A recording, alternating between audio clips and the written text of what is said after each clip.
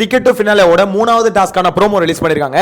So இந்த ப்ரோமோவை பார்க்கும்போது சபரி கமருதீன் இவங்க ரெண்டு பேர் ஜெயிக்கிற மாதிரி தெரியும். ஆனா யாரு உண்மையிலே ஜெயிச்சது அப்படின்றது வீடியோல பார்க்க போறோம். அது மட்டும் இல்லாம இந்த டாஸ்க்கை பார்க்கும்போது ரொம்ப கிரியேட்டிவா புதுசா இனோவேட்டிவா இருக்கு அப்படின்ற மாதிரி யோசிச்சீங்கன்னா அதெல்லாம் ஒரு மண்ணாங்கட்டியும் கிடையாது.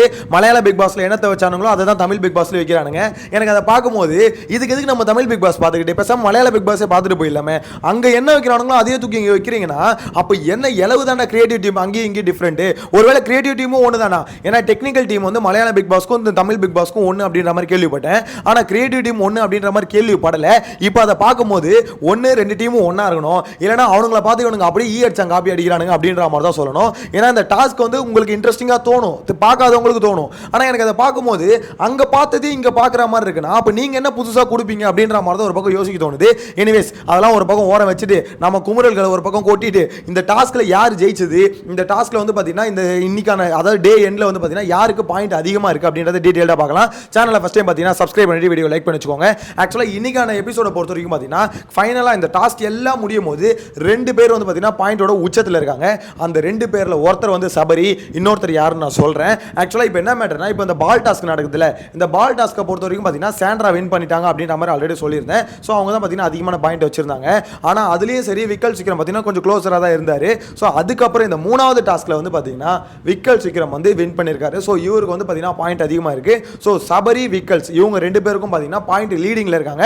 இவங்க தான் இன்னைக்கு டே முடியும் போது டாப்ல இருக்காங்கன்னு வச்சுக்கோங்களேன். எனக்கு தெரிஞ்சு இந்த ரெண்டு பேர்ல ஒருத்தர் வின் பண்றதுக்கு வாய்ப்பு இருக்கு அப்படின்ற மாதிரி தோணுது. அதாவது இப்போ வரைக்கும் நம்ம இவ்வளவுதான் இருக்குன்னு வச்சுக்கோங்களேன். ஆனா எப்ப எப்படி வேணா மாறலாம். லாஸ்ட் சீசன்ல அந்த மாதிரிலாம் பாத்தீங்கன்னா எல்லாரும் ஒரு குறிப்பிட்ட பாயிண்ட் இருக்கும்போது கடைசியா அந்த பால் அடி உருட்டி விட்டு அடிப்பாங்க பாத்தீங்களா, அது பேர் என்ன சொல்லுவாங்க, ஏதோ அது அந்த ஒரு கேம்ல வந்து பாத்தீங்கன்னா டக்குன்னு அதாவது அவங்க தோத்துட்டாங்கன்னா அது மிஸ் பண்ணிட்டாங்கன்னா மொத்த பாயிண்ட்டும் பாத்தீங்கன்னா மத்தவங்களுக்கு போயிடும் அப்படின்ற மாதிரி வச்சாங்க.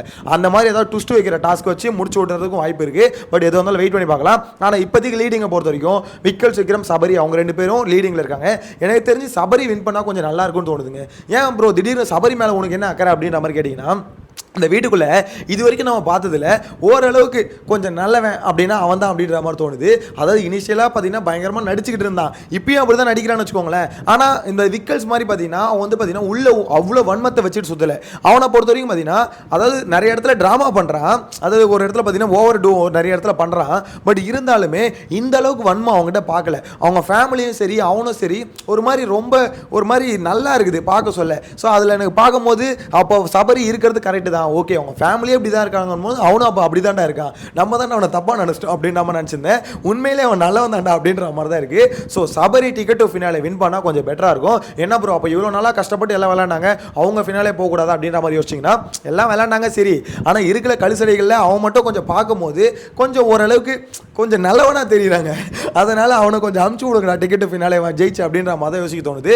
மேபி சேனலும் கொஞ்சம் புஷ் பண்ணும். ஏன்னா சபரி அப்படின்ற போது சேனல் ப்ராடக்ட் அப்படின்னும் போது அவனை மேக்ஸிமம் புஷ் பண்ணுறதுக்கு ஒரு வாய்ப்பு இருக்குன்னு வச்சுக்கோங்களேன். இருந்தாலும் விக்கல் சீக்கிரம் கொஞ்சம் டஃப் கொடுப்பானோ அப்படின்ற மாதிரி யோசிக்க தோணுது. ஏன்னா இந்த பசில் டாஸ்க்கை பொறுத்த வரைக்கும் அவன் தான் சீக்கிரமாக முடிச்சு டைம் சீக்கிரமாக முடிச்சு அவன் தான் வின் பண்ணி லீடிங்கில் அவன் தான் ஜெயிச்சிருக்கான்னு வச்சுக்கோங்களேன். இந்த டாஸ்க்கு பார்க்க கொஞ்சம் ஈஸியாக இருக்க மாதிரி தெரியும். ஆனால் அந்த சர்க்குலர் பேஸ் இருக்குல்ல அதை சுற்றும் போதே பார்த்து அது எதுக்கு அதை சுற்றி எடுக்க சொல்கிறாங்கன்னா சுற்றும் போதே நம்மளுக்கு கேர் ஆகிடும். யோசிச்சு பாருங்க, ஒரு 4 சுற்றினாலே கேர் ஆகும். அப்படின்னும் போது அது ஃபுல்லாக நம்ம வந்து ஒரே இடத்துல நின்று சுற்றக்கூடாது, சுற்றி தான் கழட்டும். ஸோ அப்படின்னும் போது ஒரு 10 வாட்டி வந்து சுற்றி ஓடி வந்து அதை கழட்டிட்டு எடுத்துகிட்டு வந்து அப்படி நிற்க வச்சு அப்படியே கிருன்னு இருப்போம்.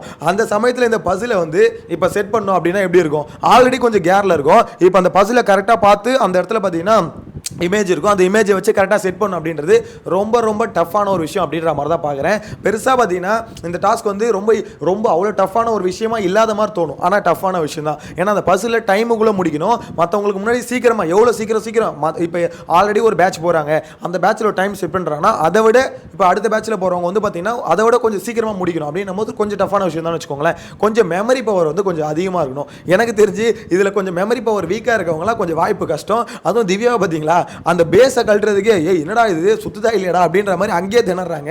எனக்கு தெரிஞ்சு திவ்யாலாம் பார்த்தீங்கன்னா 6வது இடத்துலேயே என்னமோ தான் இருக்காங்கன்னு நினைக்கிறேன் டே எண்டு முடிய சொல்ல. ஸோ ஓவராலாக டே எண்டு முடிய சொல்ல விக்கல் சீக்கிரம் டாப்பில் இருக்காரு அப்படின்ற மாதிரி தான் சொல்ல தோணுது. சபரியும் டாப்பில் இருக்காரு. ஸோ இதை பொறுத்த வரைக்கும் சுபிக்ஷா எத்தனாவது பாயிண்ட் ப்ரோ அப்படின்ற மாதிரி கேட்டிங்கன்னா 3வது ரவுண்டில் சுபிக்ஷா ஒரு பாயிண்ட் ஆக்சுவலாக ரொம்ப லேட்டாக முடிச்சிருக்காங்க போல.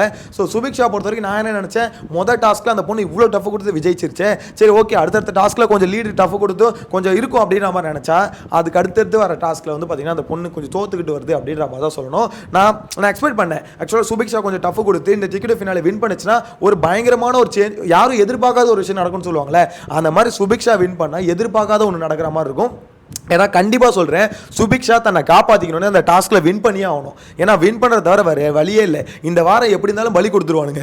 நீ டிக்கெட் டு ஃபினாலே ஜெயிச்சனா தப்பிச்ச அப்படின்ற மாதிரி தான் சொல்ல தோணுது.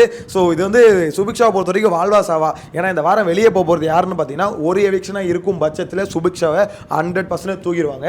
டபுள் எவிக்ஷனாக இருக்கும் பட்சத்தில் விக்ரமுக்கு ஓட்டு இல்லை. ஸோ விக்ரமே தூக்கிறதுக்கு வாய்ப்பு இருக்குது. ஆனால் விக்ரமை தூக்க மாட்டாங்க.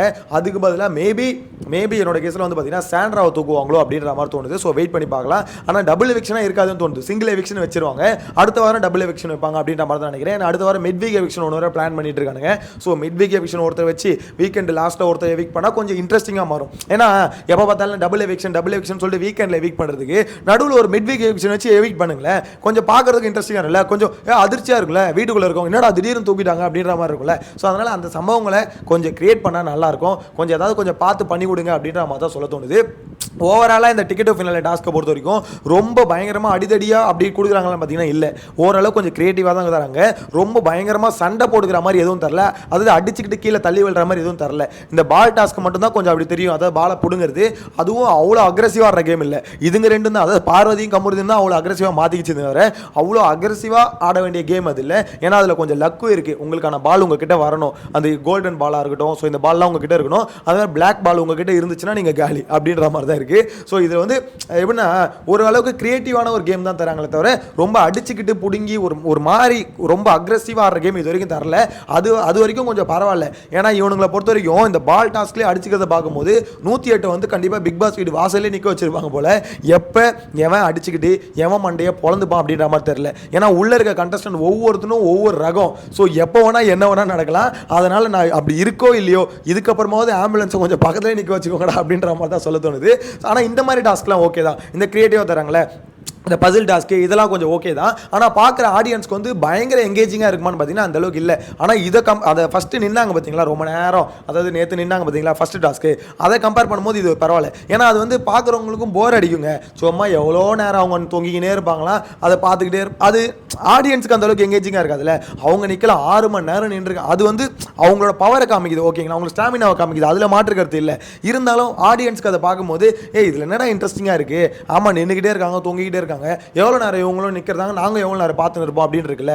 லைவ் பார்க்குறவங்களுக்கு சொல்கிறேன், லைவ் பார்க்குறவங்களுக்கு உண்மையிலேயே செம கடுப்பாக இருக்கும் அப்படின்ற மாதிரி சொல்ல தோணுது. ஸோ அதனால் அந்த மாதிரி டாஸ்க்கு பதிலாக இந்த பசில் டாஸ்க்கு இந்த பால் டாஸ்க்கு கொஞ்சம் புதுசாக யோசிங்க. தயவு செஞ்சு இந்த மலையாள பிக் பாஸில் இருந்தது அப்படியே காப்பி அடிக்காதீங்கடா. பார்க்குறது கொஞ்சம் நல்லா இல்லை. ஏன்னா அது அங்கே நடக்கிறது அப்படியே இங்கே வைக்கிறீங்களா, அது ஒரு மாதிரி அவ்வளோதானே இது. அப்போ நீங்கள் புதுசாக எதுவுமே யோசிக்க மாட்டீங்களா அப்படின்ற மாதிரி தான் இருக்குது. போன சீசன் ஃபுல்லாக இந்த இன்ஸ்டாகிராம் ரீல்ஸில் வந்தது பார்த்தீங்களா, அதுலேருந்து காப்பி அடித்து டாஸ்க் வச்சாங்க. நீங்கள் போன சீசன் ஞாபகம் இருந்தால் கொஞ்சம் யோசிச்சு பாருங்க. அதில் வர ஒவ்வொரு டாஸ்க்குமே ரீல்ஸில் வர டாஸ்க் எல்லாத்தையும் வச்சு ஒரு ஷோ ஓட்டினானுங்க. இந்த சீசன் ஃபுல்லாக மலையாள பிக் பாஸில் என்ன டாஸ்க் கொடுக்குறானுங்களோ அதை வச்சு இந்த சீசனை ஓட்டுறானுங்க அப்படின்ற மாதிரி தான் சொல்ல தோணுது. பார்க்கலாம். அதே மாதிரி இந்த டிக்கெட் ஃபினாலே யார் வின் பண்ணால் நீங்கள் சரி இவங்களுக்கு போட்டோம் அப்படின்ற மாதிரி நினைப்பீங்க. உங்களோட கருத்தை கமெண்ட்டில் மென்ஷன் பண்ணுங்கள். நெக்ஸ்ட் வீடியோவில் மீட் பண்ணலாம். Bye by.